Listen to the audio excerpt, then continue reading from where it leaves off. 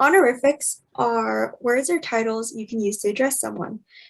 There are specific honorifics that are used in China to indicate that it has a larger power distance. According to Dizon's 2020 article, 30 plus must know Chinese honorifics for being polite like a pro. Honorifics were originally used by people outside the palace to address their superiors. Though monarchies are non-existent in China today, honorifics are still being used to show manners. Dizon highlights that honorifics are used to show respect to elders, illustrate the rank and power that one has in a household, display affection, and are seen as polite. Chinese culture views professors and elders as people who will shape the younger generation and demands that respect be given to them. Like any other Asian culture, Chinese culture views it as impolite to call elders by their first name. Honorifics will be used in place of names to maintain that respect. For example, instead of calling Rachel by her first name, Chinese will refer to her as Lao Shi or teacher. Titles also help outsiders and guests understand the power dynamic within a household. If someone calls the elder Lao Fu, Chinese people will automatically understand that this person is old and is the most revered. Compared to the West, Chinese people have a positive cultural attitude when it comes to aging. According to Lee's 2021 article, The Media Image of Chinese older people, from stigmatic stereotype to diverse self-representation, there's a stigma that the elderly are weak and outdated in America. However, traditional Chinese culture views the elderly as wise and the most respected in the family. The photo at the right shows the different titles that a person can have in the ranks within a family. Honorifics are not limited to family titles, but also the positions within a company. Omar will discuss this in the next slide. Um, According to Malinsky, depending on where are you in the social ladder, you can speak formally or informally to coworkers. Having a higher title suggests that you hold power and respect within the company. As you can see in the photo, there are titles such as chairman, general manager, and board of directors that people used to refer to their superiors and inferiors by. Titles indicate that Chinese culture was vertical communication, according to Harappa's 2021 article called What is Vertical Communication? Vertical communication is when information flows from individuals based on the titles they hold.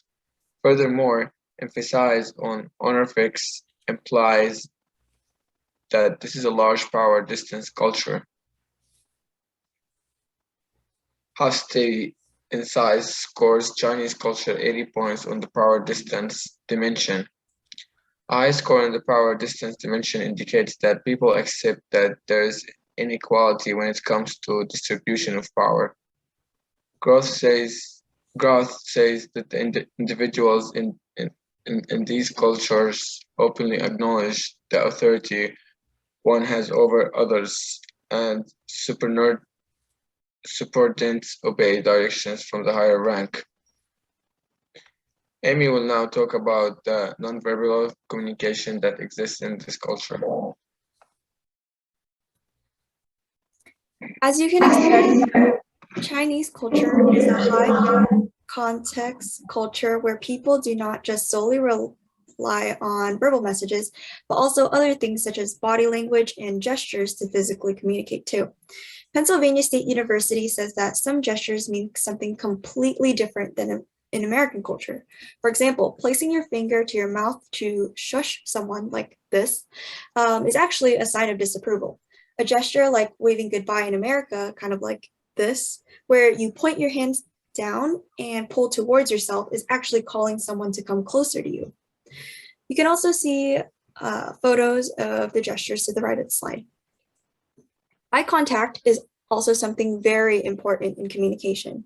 Unlike Western cultures, prolonged eye contact is seen as intimidating and makes someone look unapproachable. People usually avoid maintaining eye contact when another individual is speaking. As you can see in the photo, the Chinese president can be seen looking away from the Western politician. When you search him up, you can see him avoiding eye contact with others as well. Scoopy Nevison had also explained that there are unspoken rules regarding silence, pointing, laughter, and physical contact. Silence can indicate that one has put consideration into their thoughts before answering, so it shows respect towards the other communicator. Pointing with one's index finger towards a person is seen as extremely rude. I'm sorry. And since it puts someone in the spotlight, which again causes a person to lose face. People avoid doing this. Laughter is seen as an important tool in communication since it can be used to signal the other communicator to change topics. Essentially, it helps to avoid questions and awkward situations. In terms of physical contact, it honestly depends on the situation. China is very overcrowded, and there might be times where people accidentally bump into one another and they're okay with it. However, there are rules regarding physical contact that can be seen in family settings. Scribner-Nevison said that PDA is absolutely avoided. Couples and family members can be seen holding hands, but closer contact, such as like kissing, is rarely seen. At work, people will only limit to handshakes.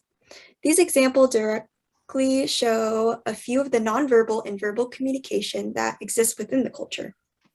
People do not only rely on verbal messages to communicate, but also gestures and body language to communicate too. Omar will now talk about the religions that are practiced within Chinese culture.